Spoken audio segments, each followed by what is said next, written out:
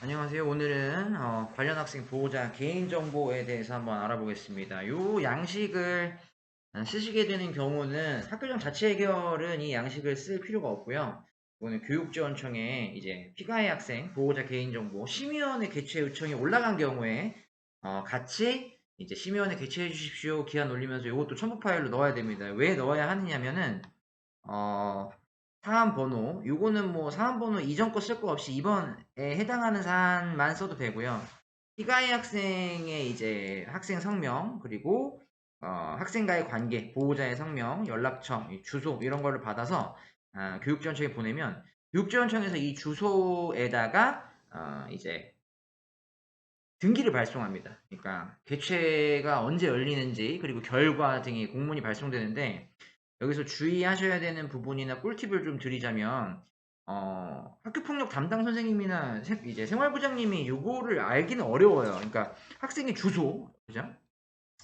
요거는 좀 이렇게 처리하기 쉽게 하는 방법 중에 하나가 학생 확인서, 이전에 영상에도 촬영해서 올리긴 했지만 학생 확인서를 쓸 때 학생의 부모님, 그러니까 보호자, 그리고 관계, 연락처 요 세 가지를 쓰도록 양식을 좀 변경해서 아예 애시당초부터 이 정보를 가지고 있으면 요 정보는 좀 쓸 수 있겠죠. 하지만 주소는 알기가 어렵습니다.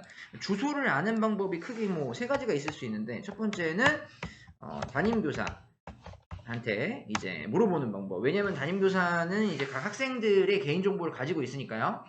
특히 이제 나이스상 이제 들어가 보면은 집 주소가 나와 있기 때문에 다른 사람은 보지 못합니다. 나이스 담당자나 담임교사만 볼 수 있기 때문에 담임교사 아니면 나이스 담당자한테 해도 되는데 사실 뭐 가장 적합한 건 담임 선생님한테 부탁드리는 게 제일 좋기는 하겠죠. 그 다음에 두 번째로는 당사자에게 직접 물어보는 방법, 아이한테 물어보는 방법. 그러니까 학생 확인서에 아예 주소도 작성하게 해라 하는 경우는 그닥 바람직하지 않는 게 이제 학교 폭력이 요새 막 몇 개월 이상 막 길게 지속되거나 아니면 조사가 길어지는 경우에 아이들이 이사하거나 더 중요한 거는 아이들이 자기 집 주소를 모르는 경우가 좀 있어요.